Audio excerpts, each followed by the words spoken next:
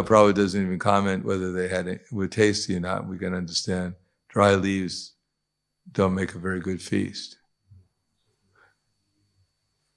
Very rare did they serve that out for the Sunday feast in any temple.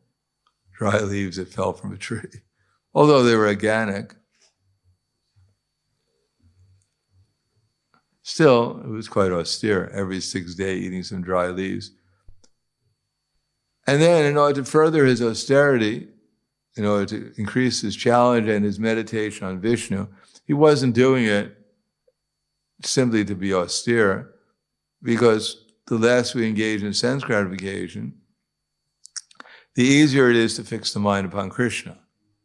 We're usually distracted because of material desires. But if the material desires decrease, then our ability to concentrate on Krishna increases. So he was developing a taste for concentration upon Krishna, and therefore in the next month, every 12th day, he drank a little water. Didn't leave many days. So water is also food, although few people can live just by drinking water. But if you can stop eating food, you may survive a month, 2 months. But if you stop drinking water, you won't survive even a week. So although we take food as a very important, gross food, but even water is more important than food. And after that, after the next month, he decided to stop his breathing. So even more important for food is breathing. If we stop breathing, we stop not only getting oxygen, but we stop getting prana into the body, the energy, the life force of the body. It gives life to the body. So he even stopped breathing. And then in the next month, he stood on 1 foot because it wasn't challenging enough to stop the breathing.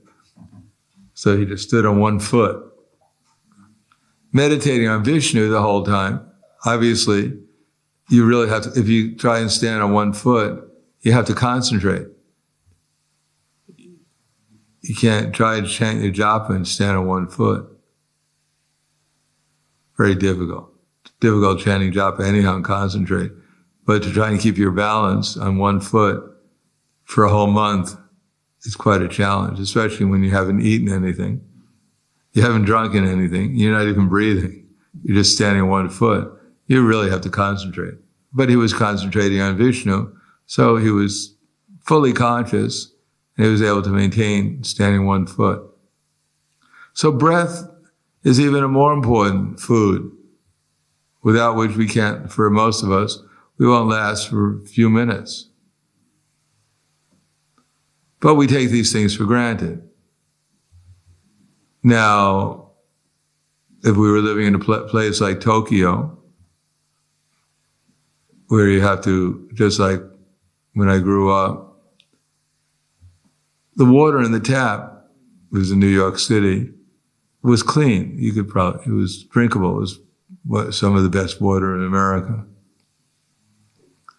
But then they decided to make some money from water.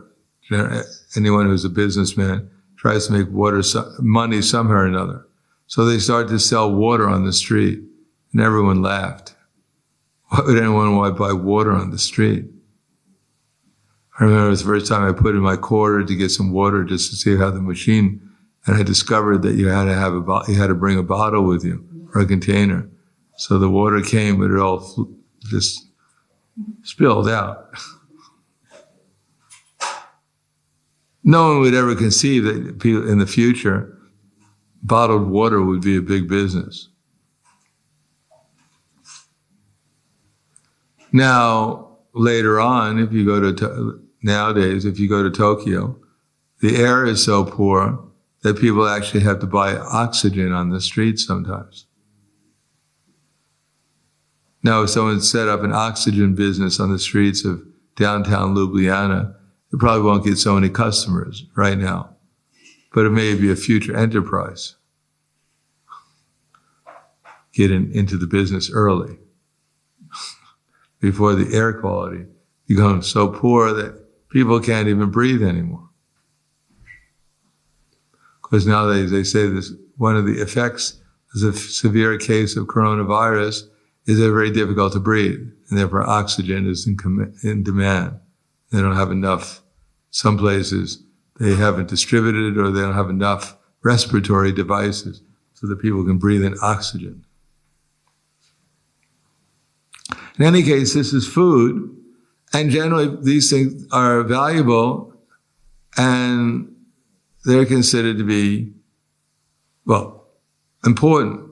But here we find the demons, they're so envious that they're cutting down the trees, they're destroying the bridges,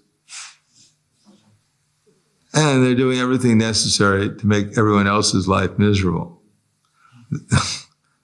Their life is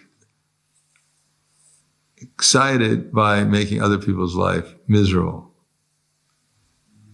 Especially, it says here, the trees are the sources of fruit. So of course we think, well, this is, no one would do that nowadays. But they do that all the time. In America, they had fruit trees in some cities. And then people would just, they didn't have to work because they could just go and they could just pick the fruit from the trees. And so what the city did was that they cut down all the trees on the city property, the fruit trees. They had all, this is in the South, they had all kinds of nice trees, avocado trees and apple trees, and they cut them all down so people couldn't get free food. So they had to work. So this is enviousness. Why should you get something free? You should work for me.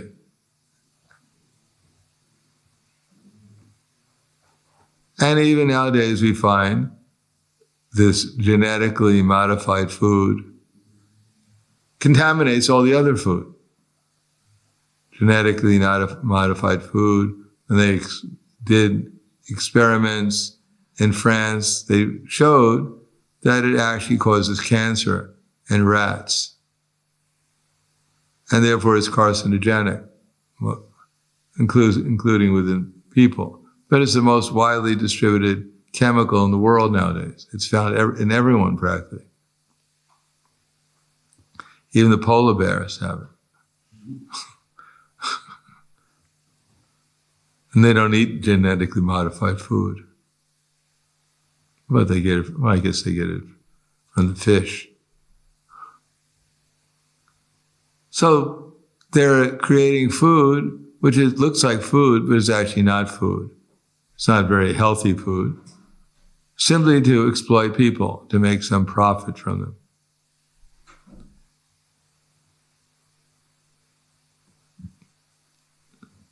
The whole idea of getting rid of the bull, getting rid of the cow, is all, which is what modern society profit is driven on. The whole thing is just based upon animal slaughter. And the vegans are not going to stop that because it also involves the bull. The idea was, we get rid of the cow and bull by eating them, then we have to somehow or another cultivate the land. So we need tractors. They created these tractors. And in order to have the tractors, you need gas and oil to manufacture them and to run them. And therefore they had to dig into the earth, into the sea to get the oil, the petroleum. But supposedly, in order to get the petroleum, then they had to create all these armies to fight with each other over the gas lines and petroleum lines in order to make a profit. Because you make a profit from war and from the armies, you make a profit from the petroleum, you make a profit from building the tractors, you make a profit from selling the food. The whole idea was to concentrate wealth in the hands of as few people as possible. Because if you had cows and bulls protected and they were plowing the land and giving food, then you wouldn't need all this oil. You wouldn't need all these armies. You wouldn't need all these tractors and all these other, you didn't need the supermarket. And people wouldn't be under people's control. You wouldn't need all this paper money. You wouldn't need all these other things. So the whole thing is more or less just so that a few people can feel like they're in control. Everyone else is put into misery. Similarly, these demons, they don't really have to cut down the trees. They don't have to break all the boundary walls and destroy the bridges. But they do it because they're in Maya. And they have to feel like they're the controllers. And they can't tolerate anyone else enjoying or living peacefully because they're agitated.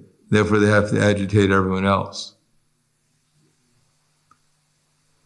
Unfortunately, there was no one there to chant the holy names, but even if there were, it wouldn't make any difference because the demons don't like the holy names.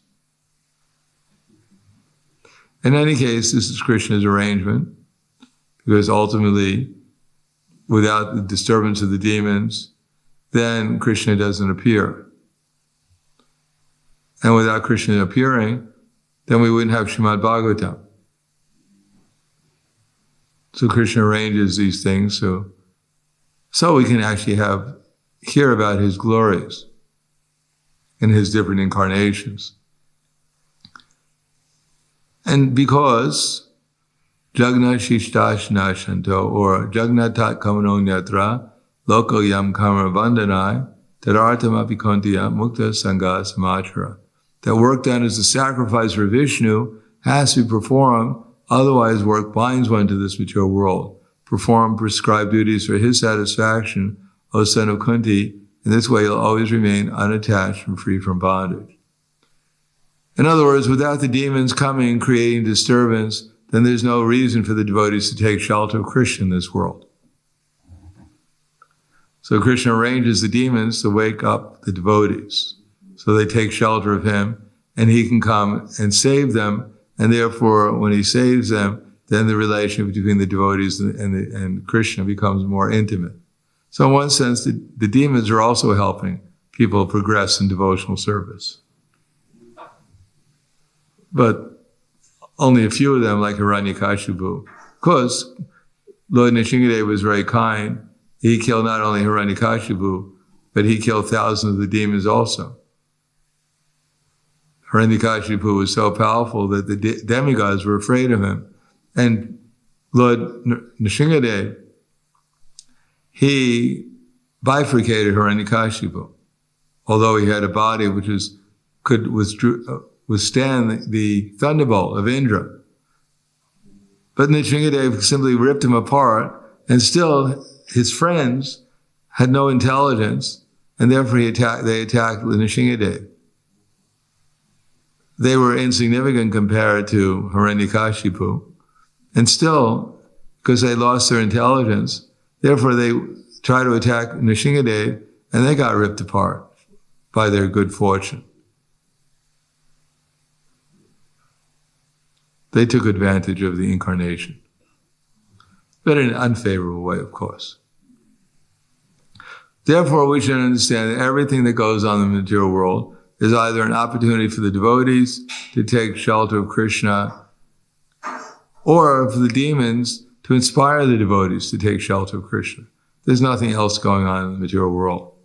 When the devotees aren't so serious, when people are not so serious, then Krishna creates disturbances so that those who actually have a little God consciousness become more serious. And the most serious thing is when the food runs out. Just like nowadays, probably people are not so much interested in buying electrical items. They want to save their money to make sure that they can get enough food in the future. Because when you have a choice between a computer and a meal, although it's a new, nice computer, still, people would rather, if you can eat the computer, they might take the computer. But food is the most important thing in the material world. And food, as I said, also means clean water and fresh air. And nice relationships too.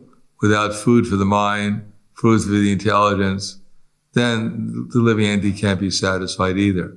If you put someone into a room, if you cover people with protective clothing, so their senses don't work. They can't see, they can't hear, they can't touch, they can't smell. Then the result is they go crazy. Because people also need food for their senses. Just like we find the devotees, they can give up everything, but they can't give up rock music. They're just addicted. Worse than heroin. Because that's also food for the mind. So everyone needs food, and if we have the right food, and we take it in the right way, as Krishna's mercy, then the result is we spiritually advance. And when it's taken away, then we have to pray to Krishna, we have to rely upon Krishna to come and save us. That also furthers our relationship with Krishna. So I'll stop there. Thank you. Any questions? Yes.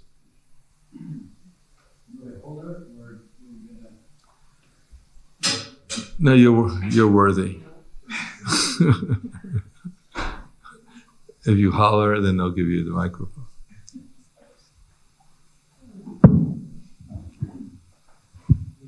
Hare Krishna. I've been always puzzled by some demons that are also devotees, like Bali Maharaj. I can understand that a demon can become a devotee and then act as a pakka, perfect, wonderful devotee. But Hiranyakashipu's great-grandson, Bali Maharaj, seems to be, he even surprised Indra by his devotion and the level of his realization. But at the same time, I'm puzzled. Why did he attack Amaravati, Indra's planet? If he was devotional, he was instructed by Prahlad Maharaj, his grandfather, and he does ultimately become a Mahajan. He's one of the Mahajanas, 12 Mahajans, the biggest teacher, the greatest teachers. So did he become such a devotee after Vamanadev, or did he still have some acceptable reason to attack Amaravati? Well, he may have been a devotee because Sukracharya had instructed him to offer everything to Vishnu, because that was one of the reasons why he wanted to offer everything. He realized that Vamadev was Vishnu, and he got the instructions from his spiritual master to offer everything to Vishnu.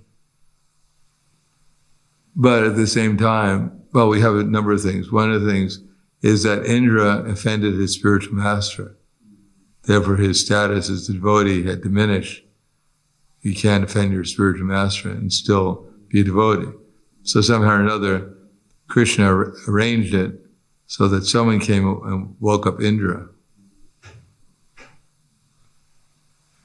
So that was an arrangement. Now, Bali Maharaj, he never saw Vishnu, but when he saw Vishnu, he became just like when the Kumaras, they met Narayana at the gates of Vaikuntha by smelling the tulsi leaves and the sandalwood pole. They went from impersonalism to pure devotion. So similarly, when Bali Maharaj saw Vamanadev and fell in love with him, therefore he understood the import of he should offer everything to Vishnu. And therefore, at least at that point, he was a pure devotee.